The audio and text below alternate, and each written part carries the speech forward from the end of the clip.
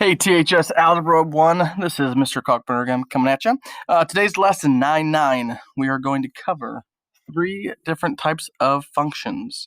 How to identify each of those functions given an equation, a graph, or a table. And last but not least, we're going to review yesterday's topics, which were domain and range and function notation. Again, if I am going too fast at any point, remember, you have the power to stop it, pause it, and rewind it. So it's kind of nice you can work at your own pace. All right, so let's get rolling.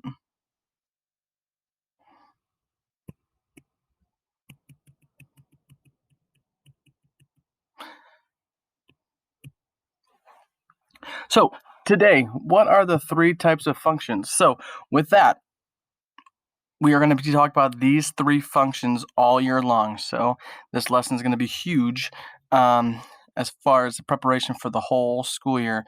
So behind this blue box, I will reveal the first one is going to be linear. This is something that you probably practiced already in 7th and 8th grade. Linear, if you take off those last 2 words or letters, the AR, you just get lines. So these are going to make lines. Quadratic, I know just from experience that you've learned that parabola dance from one of those crazy 8th grade teachers of yours. Quadratics make parabolas, or those nice little U-shaped curves. And last but not least, exponential functions. So exponential, if you see the root of that word is exponent, so it's going to be pretty obvious when we get to equations what the exponential functions should look like.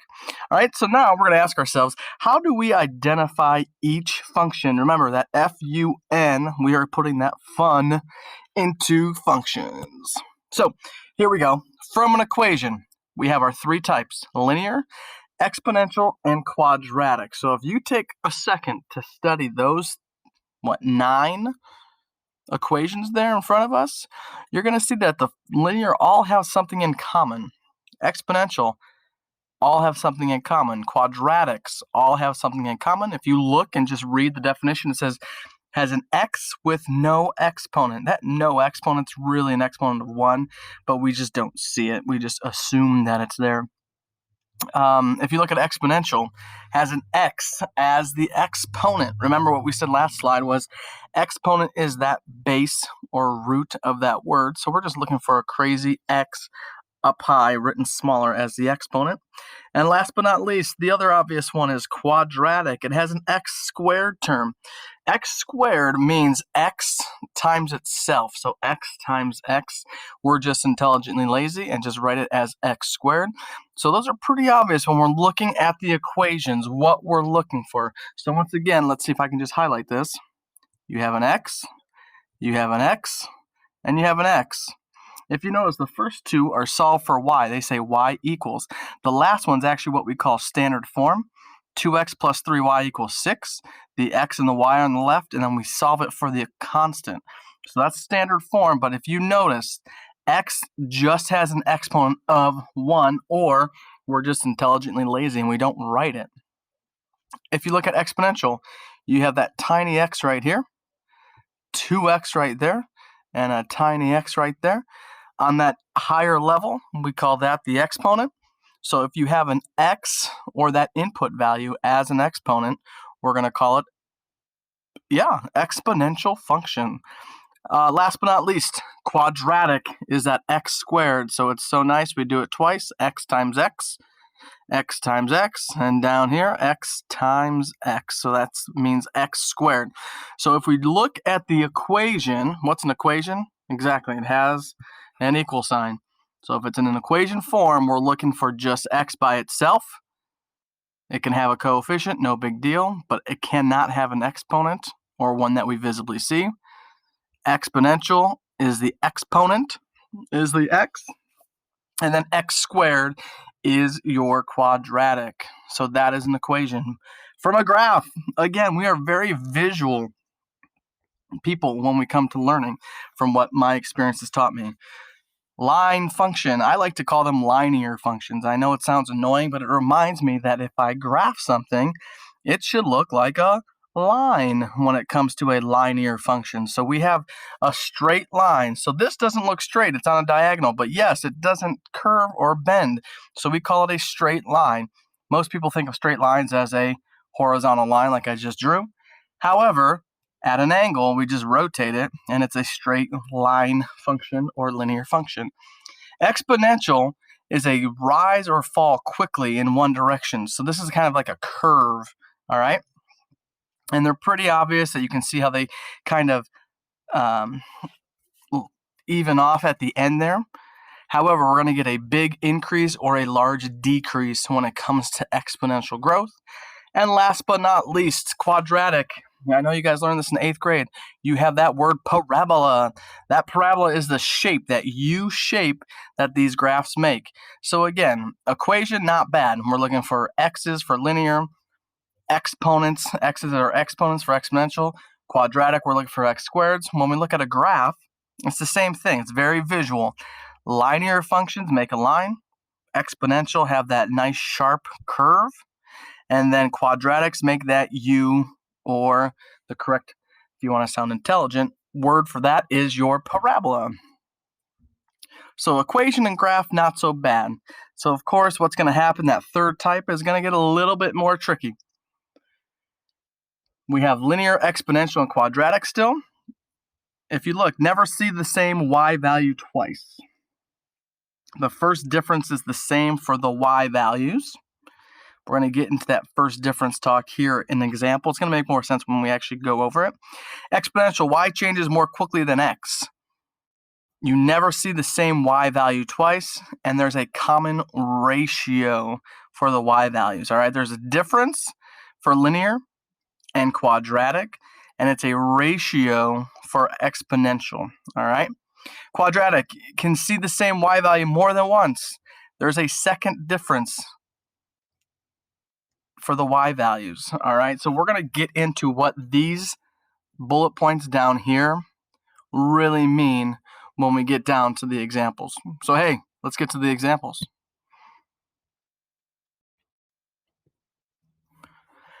Identify functions using differences or ratios. So the easiest thing is we don't really pay attention too much to the x value, but it should be a constant change too. So how do we go from -2 to -1? That's just 1. From -1 to 0, that's 1. From 0 to 1, again, it's +1. And from 1 to 2, it's a +1. So I can put these pluses here, just so we know we're going to the right. So if you look, they've already done the ratios for the y. So what's going to happen here is we're going to get a common rate of change of 1/3. All right, if we look at our table, this is what we call that first difference. Every time we input the next value, we're going up by a +3. All right, so if you have the same first difference, we call that linear or linear. All right, so this is a linear function because this rate of change is constant. All right, constant rate of change. Some of us knew that as slope. Now we're going to call that constant rate of change. So here we go. We can check our x's real quick. That's +1, that's +1, that's +1, that's +1. So we know 1 is going to be on top. That's just a quick check to make sure. Now here at the bottom, we got to pay attention. How do we go from -6 to -6? If you remember from that last slide, we said that we can have the same number up here, and here we have it.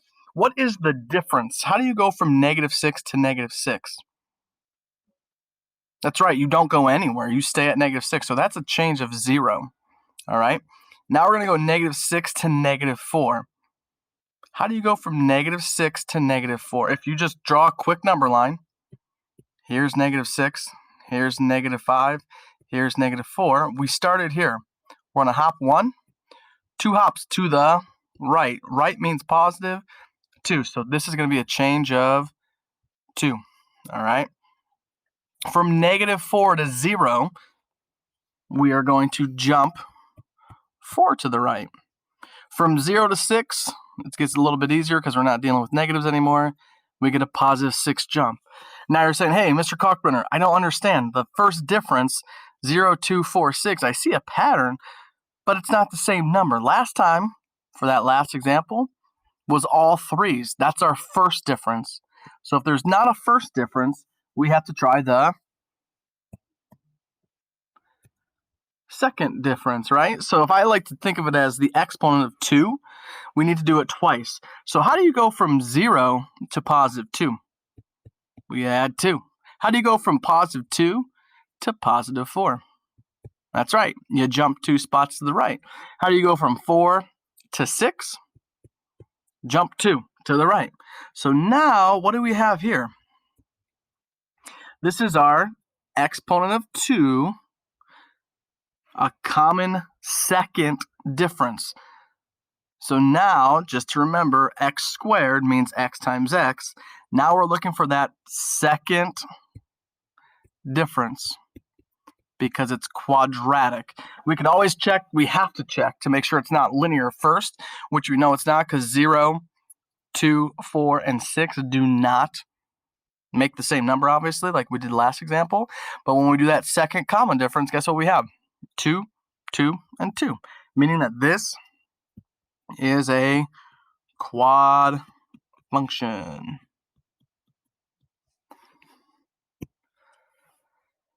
So now here's the crazy one, right? If you think about it, we've already done linear, we've already done quadratic. Now we're going to get to an exponential. If you look, the exponential numbers look a lot different. We're really small here at 0.08, all right? Right here we're at 0.4. Then we go to 2, then we go to 10. We can look at these numbers and go, how do I go from 0.08 to 0.4? What do I add by? What do I subtract by? All right. But let's not think that way because the numbers look so different. What I like to personally do, and I know Ms. Thomas likes to do this as well, is we like to work backwards for this because the numbers look a little bit different. Again, sorry, we can go here and say this is +1. Here is +1. And here is +1. So just to check to make sure that we have that constant rate of change for our x values real quick. I like to work backwards and say, hey, how do I go from 10 to 2? I'm going to do a quick division because what exponential does is it grows and multiplies. What's the opposite of multiplication? The inverse operation. Division, correct. So I'm going to take 10 and divide it by 2. What's 10 divided by 2? That's right, it's 5. Now what's 2 divided by 0.4? Use a calculator, because I don't know that off the top of my head either. But you know what it is? It's 5. And last but not least, we're just going to work our way backwards. We said this was multiplied by 5. This was multiplied by 5. And this is going to be, you guessed it. Again, use a calculator. I don't know that off the top of my head either. But that's going to equal 5 as well. So now we're multiplying. It's that common ratio. Before we talked about first difference and second difference, a ratio is different than the difference, all right? So ratio means you're multiplying, dividing.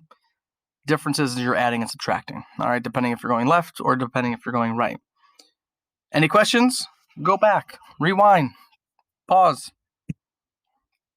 Now we're going on to our third topic for the day. It is domain and range. Review. What is domain? It's our x values.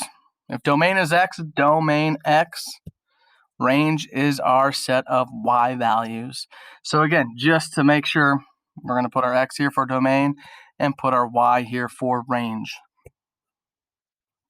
All right, we kind of jumped into this yesterday. However, it didn't really explain too much of it. When we have open and closed circles, all right, when we graph these equations, we are going to talk about how far left they go, how far right they go for domain, how high or how low they go. Let's start with low for range, and how high they go for range. We got to talk about the inequality symbols that we're going to use. So here we have less than and greater than. Because they're not including those, we open circle these when we graph. All right. With the inequality signs down here of less than or equal to, greater than or equal to means that we are including that point that it stops at. So we're going to make that colored in at those points. All right. So you see the difference? If I write less, I color less. If I write more, so if I go less than or equal to, I wrote more, so then I just colored more. All right, again, greater than or equal to, they're filled in. Less than or greater than, they're not, because I wrote less. Okay? Any questions?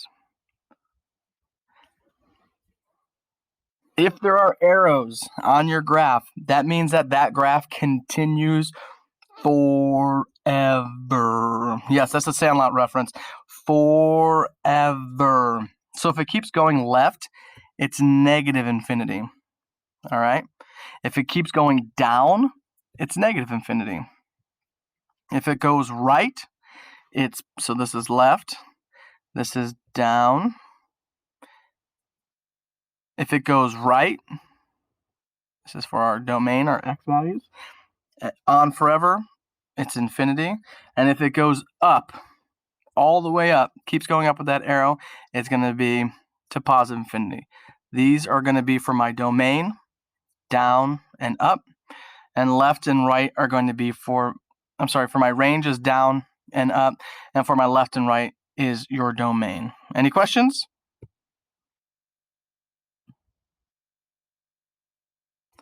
Let's move on. So let's look at these graphs. This one right here, you can see that we kind of manipulated a little bit and put an open circle. So the first thing is hey, quick reminder, remember discrete and continuous? Which one are these? Are they a bunch of dots or are they all connected?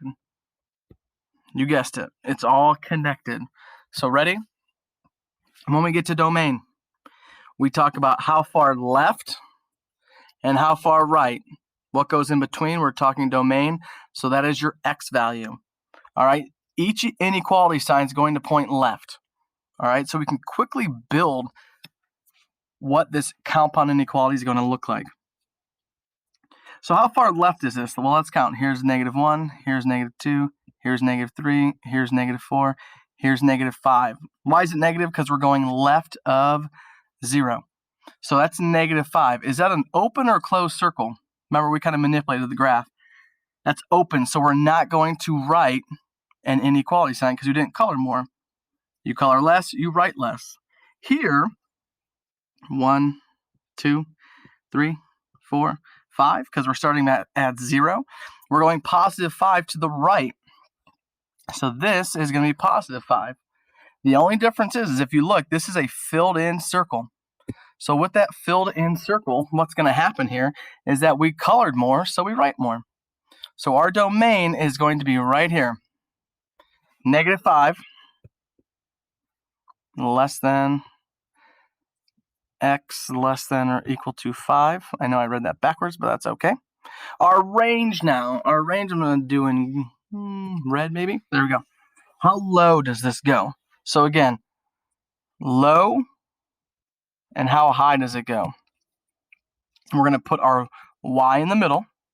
We're always going to make those inequality signs point left. So we're building this really quickly because we understand how this works, all right?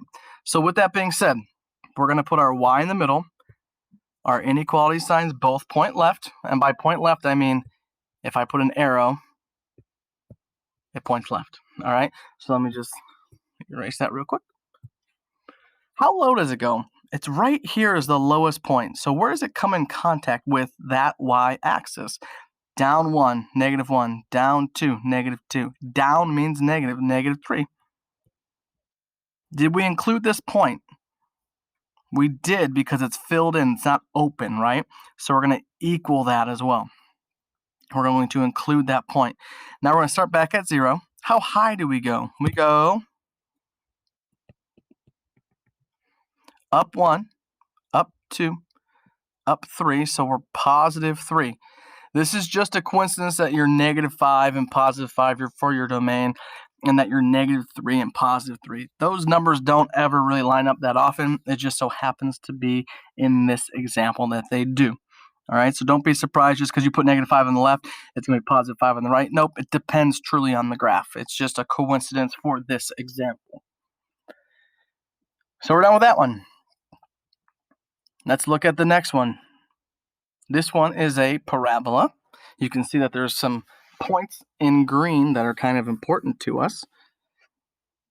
And how to graph, but that's going to be way in the future for us. We're going to be able to do that on our own.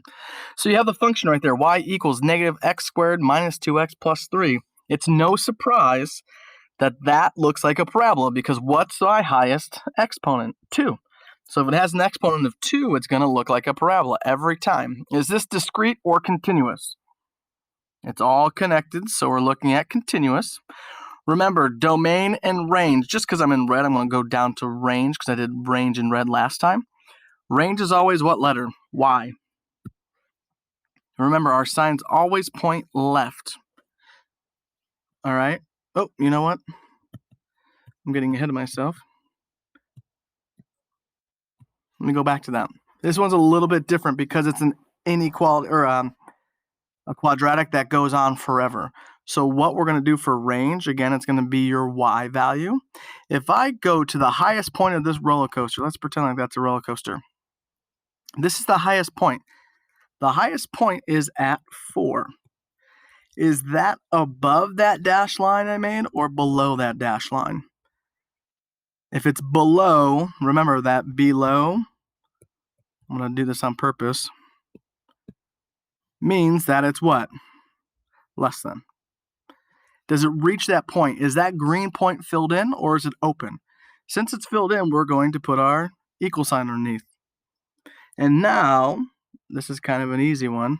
Our domain, we could say it's all real numbers, or if we want to show it as a compound inequality, domain is x. All the time they point left. They're going to include infinity. So let's go negative infinity to positive infinity. That means that this is going to continue on forever. This is going to continue on forever, so it's going to include that whole x-axis forever. All right? Now we're going to go back to our review. Our last topic for today is going to be function notation. Remember, function notation looks like this. All right? And if you recall from last block, we said f of x equals what? F of x is a fancy schmancy way of saying y. What is y? Y is the output. All right? So whatever we put in for x, the input, we are going to get out the y value or the output. Yesterday, we actually put some numbers into equations and kind of calculated and solved for that answer. Today, what we're going to do in our review is going to be looking at a table and how the table represents it.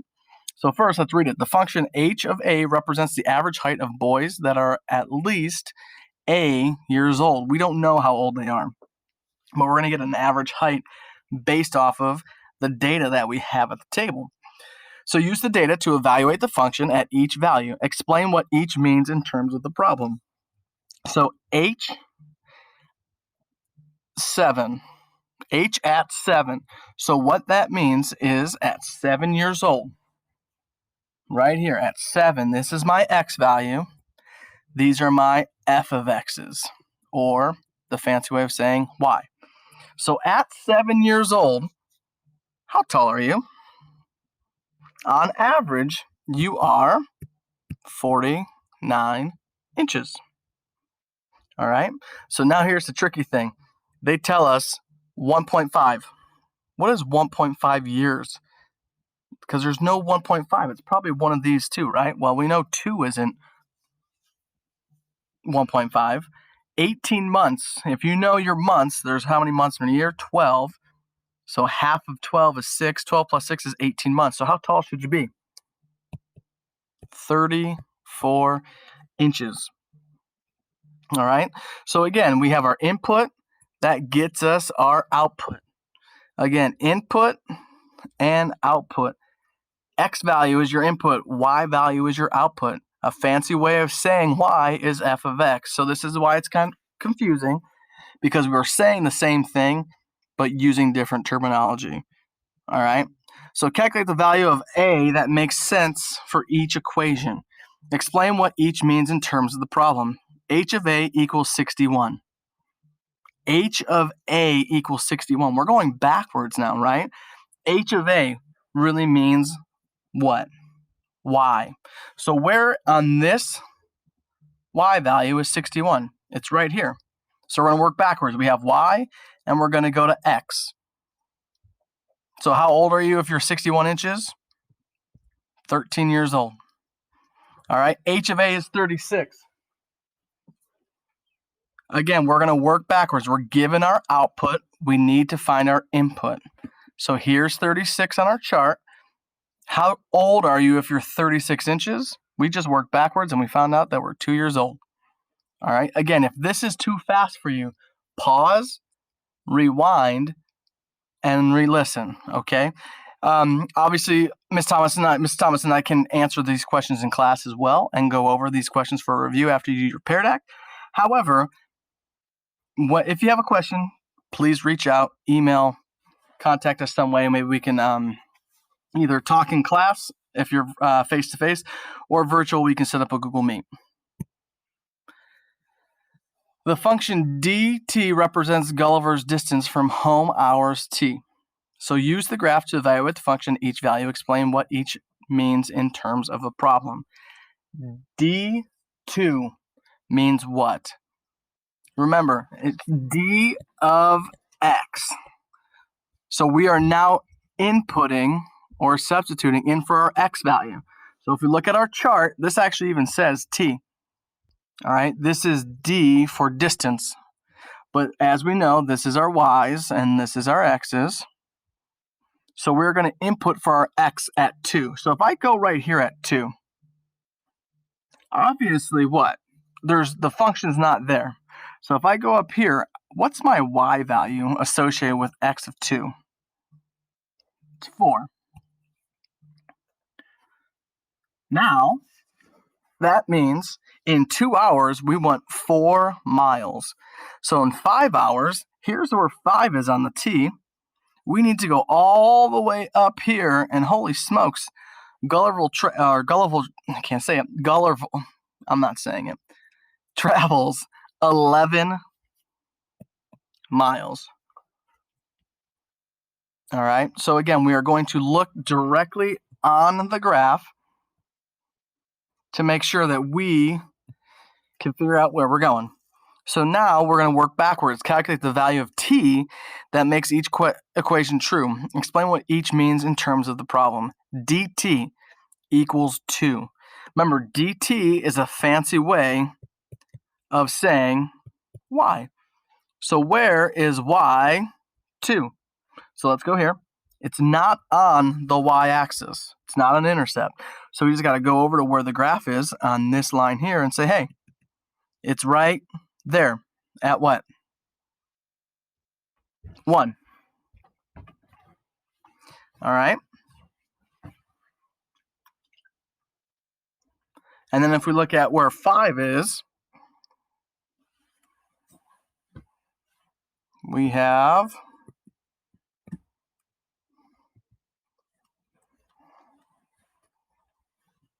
4.